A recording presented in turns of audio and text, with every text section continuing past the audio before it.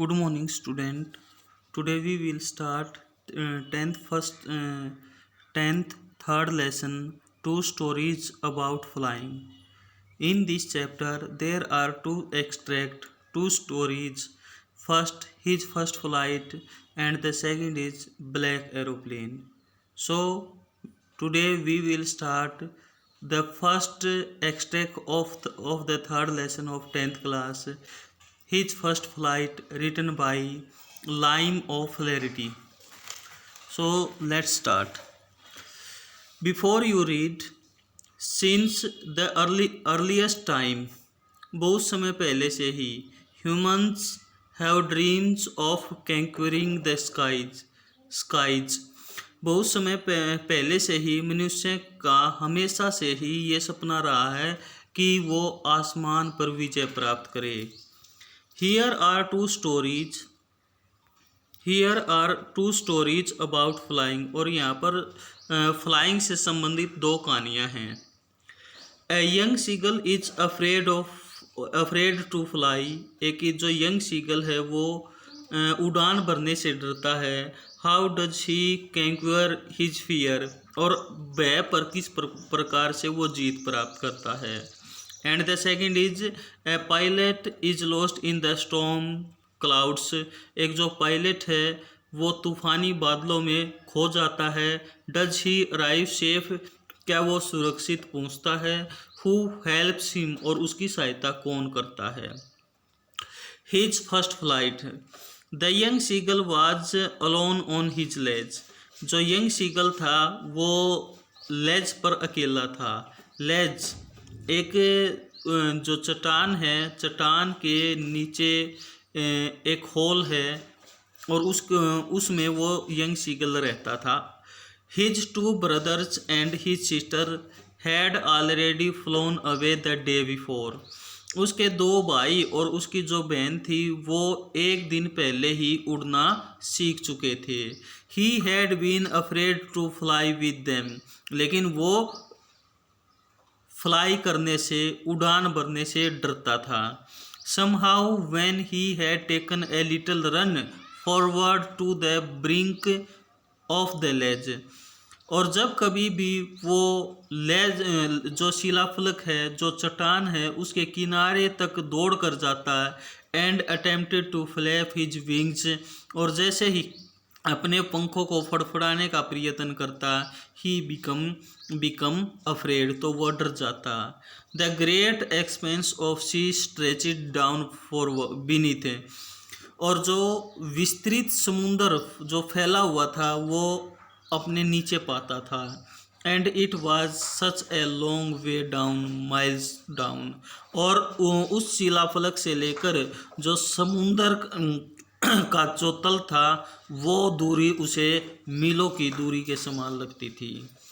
He felt certain that उसे विश्वास था his wings would not support him, कि उसकी जो पंखें हैं उसका कभी भी उसका साथ नहीं देंगी. So he bent his head, इसीलिए वह अपने सिर को झुकाता and ran away back to the little hole under the ledge where he slept at night. और जो शिलाफलक था में होल बना हुआ था उसकी तरफ भागता जहाँ पर वो रात के समय में सोता था. Even when each of his brothers and his little sister, whose wings were far shorter than his own, ran to the brink, flapped their wings and flew away.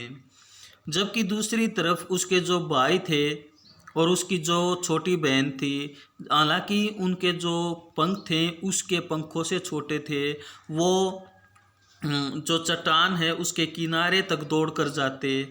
Flapped their wings, अपने पंखों को फैलाते. And flu away, और उड़ना शुरू कर देते. He fail to muster up courage to take that plunge which appear to him so desperate. और इस प्रकार से वो सांस इकट्ठा करने में फेल हो जाता है, असमर्थ हो जाता है. और यही बात उसको डिस्पेरेट करती थी, निराश करती थी. His father and mother had come around calling to him shrill. और उसके माता पिता पेरेंट्स उसके पास आते, उसको ज़ोर ज़ोर से कहते, अपब्रेडिंग हिम, उसको फटकार लगाते, threatening to let him starve on his ledge unless he flew away, और उसको धमकाते कि उसको तब तक भूखा रखा जाएगा जब तक कि वो उड़ना शुरू नहीं कर देता। But for the life of him he could not move, लेकिन जीवन के भय से, मरने के भय से वो आगे नहीं बढ़ पाता था। दैट वाज 24 आवर्स एगो, अब ये 24 घंटे पहले। Since then nobody had come near him, और 24 घंटे पहले तक उसके पास कोई भी नहीं आया। द डे बिफोर, और पहले दिन, ऑल डे लॉन्ग, पूरा का पूरा दिन, he had watched his parents flying about with his brothers and sister, कि वो उसके पेरेंट्स को देख रहा था जो उसके ब्रदर्स के साथ और उसकी सिस्टर के साथ उड़ान भर रहे थे। Perfecting them in the art of flying, और वो उनको फ्लाइट करवाने की जो कला थी, उड़ान भरने की जो कला थी, उसमें उनको परफेक्ट कर रहे थे। Teaching them how to skim the waves, और सिखा रहे थे कि जो वेव्स है उनके ऊपर कैसे उतरा जाता है, स्कीम किया जाता है। And how to dive for fish, और फिश पर किस प्रकार से डाइव लगाई जाती है। He had in fact seen his older brother catch his first herring and devour it, और हालांकि उसने वास्तव में उसका जो बड़ा भाई था उसको अपनी पहली हियरिंग नाम की जो फिश थी उसको पकड़ते हुए देखा और खाते हुए देखा। स्टैंडिंग ऑन ए रॉक, जो एक रॉक पर खड़ा हुआ था, while his parents circled around raising ए प्राउड कैकल, जबकि उसके जो पेरेंट्स थे उसके इर्द गिर्द सर्कल बनाकर एक गर्व भरी आवाज़ में कैकल कर रहे थे। And all the morning the whole family had walked about on the big plateau midway down the opposite cliff, taunting him with his cowardice, और पूरा का पूरा सुबह के दौरान उसकी जो पूरी फैमिली थी वो जो सी था उसके बीच में एक छोटा सा प्लेट्यू था, पठार उभरा हुआ था, और उस पर बैठे थे, और वो सीधे जो सीगल था उस पर ताना मार रहे थे।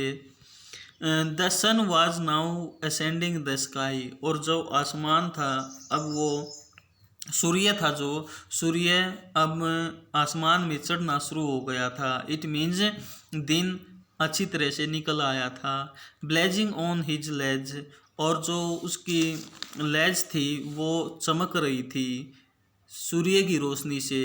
दैट फेस्ड द साउथ, और उसका मुंह साउथ की तरफ था। ही फेल्ट द हीट, और उस हीट को वो महसूस कर सकता था। Because he had not eaten since the previous nightfall, क्योंकि पिछली रात से उसे खाने के लिए कुछ भी नहीं मिला था। He stepped slowly out of the brink of the ledge, और वो आराम आराम से जो शिलाफलक है उसके किनारे तक जाता है कदम बढ़ाते हुए। And standing on one leg with the another leg hidden under his wing, और एक पैर को उठाकर वो उसको छिपा लेता है और दूसरे पैर के सारे खड़ा हो जाता है। ही क्लोज्ड वन आई, और एक आंख को बंद कर लेता है। एंड देन द अदर, और तब दूसरी को। And pretended to be falling asleep, और फिर सोने का बहाना करता है। Still they took no notice of him, लेकिन उन्होंने किसी फैमिली मेम्बर ने उसकी तरफ ध्यान नहीं दिया। ही सा हिज टू ब्रदर्स, उसने अपने दो भाइयों को देखा। And his sister laying on the plateau dosing with their heads sunk into their next, और उसने देखा कि उसके जो ये तीनों थे ये प्लेट्यू पर थे और डोजिंग ले रहे थे ऊँग रहे थे और अपनी अपनी जो गर्दनें थी, जो अपने जो हेड थे वो गर्दनों में छिपाए हुए थे। His father was preening the feature on his white back, और उसका जो पिता था उसकी जो सफ़ेद पंखें थी उनको संवारने का वो काम कर रहा था। Only his mother was looking at him, केवल उसकी माँ उसकी तरफ देख रही थी। She was standing on a little high hump on the plateau, और वो जो प्लेट्यू था, वो जो कुब्बड़ था प्लेट्यू का, उसके ऊपर खड़ी हुई थी। हर वाइट ब्रेस्ट थ्रस्ट फॉरवर्ड, और उसकी जो ब्रेस्ट थी वो थोड़ी सी आगे की तरफ निकली हुई थी। Now and again she tore a piece of fish, अब उसने एक जो फिश थी उसका एक टुकड़ा तोड़ा। एंड ले एट हर फीट, अपने पैरों में लिया। And then scraped each side of his beak on the rock, और फिर उसको स्क्रैप किया। इट मीन्स उसको पहले एक साइड में, मतलब जो रॉक थी उस पर रगड़ा, फिर दूसरी साइड पर रगड़ा। The sight of the food maddened him, और ये जो दृश्य था फूड का उसको देखकर वो पागल हो जाता है। How he loved to tear food that way, उसे इस प्रकार से भोजन को फाड़ना, ये मांस के टुकड़े को तोड़ना बहुत अच्छा लगता था।